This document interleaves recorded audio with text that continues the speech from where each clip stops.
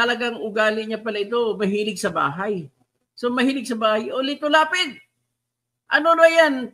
Bigay ka ng explanation kung talagang bahay mo yun. Espanya. Grabe, may bahay sa Amerika.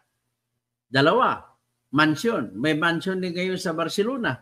Nakakagulat naman na balita itong si Senador Lito Lapid kung saan nga napakalaki pala ng kanyang nakurakot na pera doon sa Lahar. Ayon nga dito kay Attorney Tuto Kausing, kung hindi dahil sa kanya ay hindi natin nalaman ang totoong ginagawa nitong si Lito Lapid, na maraming nga siyang lupain. Dito nga sa vlog noon ni Bernadette Sembrano, ipinakita niya ang kanyang mansyon sa Pampanga, ang kanyang malawak na malupain, may mga manggahan pa siya, na proud siyang ipinakita na yung panahon na daw yun ay nabili niya lang ng 24 pesos ang isang hektar, at yung pelikula niya daw sa Leon Guerrero na yon ay binabayaran daw siya ng lupa, at payag daw siya noon kasi nasa interview noon nasabi niya na naranasan daw niya noon na wala silang lupa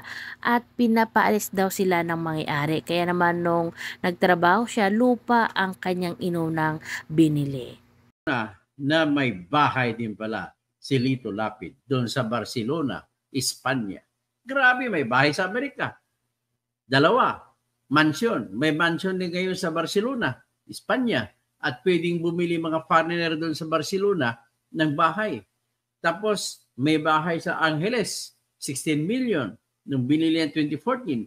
At may bahay din, 2 bahay sa Purak. Ang dami mong bahay. Ikaw ba, Mr. Lito Lapid, nilalagay mo ba sa mga SALN mo ito? O Statement of Asset Liabilities and Network? Hindi ko alam kasi hindi mo naman pinapakita ang salin mo. So anyway, pag-usapan lang muna natin itong bahay ni Mr. Lito Lapid doon sa Barcelona, Spain.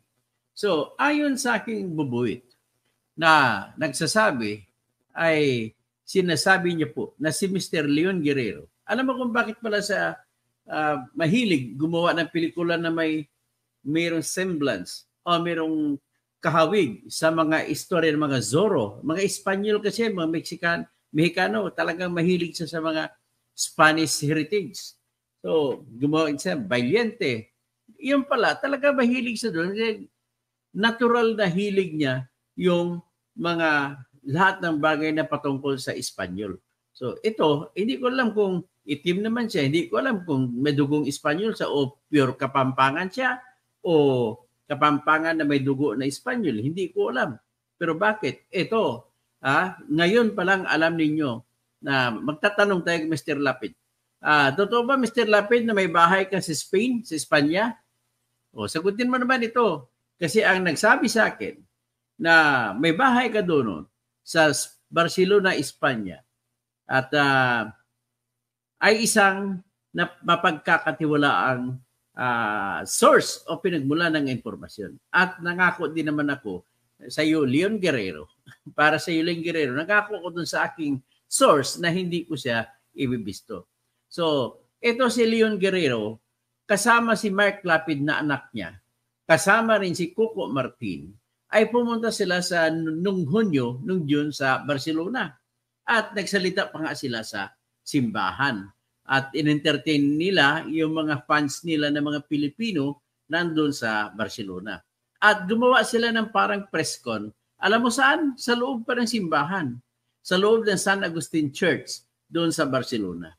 So, ngayon, ang pari at doon, nakita ko, ang pari ay Pilipino. So, yan ang explanation na kung bakit ang sila ay binigyan ng pagkakataon na makapagsalita sa loob ng simbahan. Matindi sa loob pa ng simbahan. At ando na mga Pilipino na mga OFW sa Barcelona. So, andun, siyempre palakpakan. And siyempre nakikilig to the most. Andun si Coco Martin. Si Coco Martin, ang tingin niya kay Lito Lapid ay parang tunay na ama. O ngayon, siguro, mas maganda nito para may pruweba ako, pakinggan muna natin ang mga salita nila na nag-speech sila doon sa loob ng simbahan sa San Agustin Church. So ito yun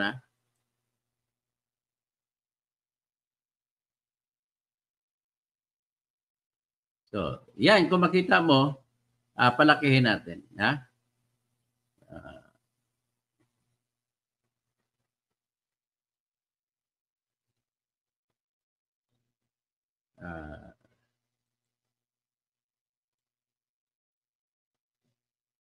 Palaki natin. Sandali na lang. Sandali. I-remove muna natin. Basta pinakita ko lang sa inyo mabilisan.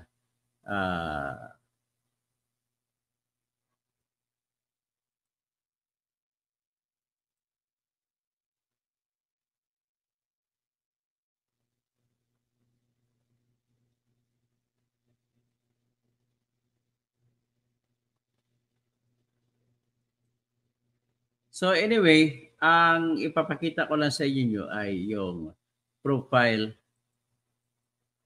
na mabilisan, no? At siguro ayoko kasi ipakita sa inyo, makikita niyo yung pangalan nung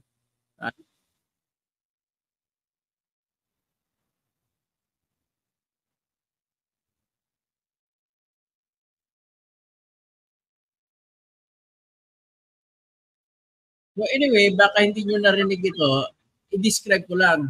Dito nagsasalita si Mark Lapid sa loob ng simbahan ng San Agustin Church, katabi yung Pilipino na pare, na nagsasabi na ina-address niya na pasalamat sila sa mga Pilipino, sa simbahan at sa paring Pilipino na nagbibigay ng entertainment sa kanila na para magsalita una si Mark Lapid, pangalawa si Coco Martin. At pagkatapos, ang nangyari diyan, nagsalita rin si Lito Lapid, pero ang importanteng insidente na nakita ko diyan, ayaw ko lang ipakita kasi makikita ang pangalan ng nagbigay sa akin ng impormasyon. So, ang bahay ni Lito Lapid ay matatagpuan sa lugar na tinatawag na, ito babasahin ko wag niyo lang pong sabihin na ako nagsabi sa inyo. Sir, si Leon Guerrero, may bahay din sa Barcelona last month lang na nandini sila kasamang anak niya na si Mark Lapid at si Coco Martin ng Batang Quiapo. So alam mo naman kasi sa Batang Quiapo ay na kinuha siya na pinuno, no? Pinuno ng kasamaan ba? O tapos nilabas pa doon parang kanyang love team partner si Lorna Tolentino na asawa ni Rudy Fernandez. So mahal daw ang bahay doon sa Barcelona. Kasi ang halaga ng bahay, milyones na euro ang halaga ng bahay na binili ni Lito Lapid.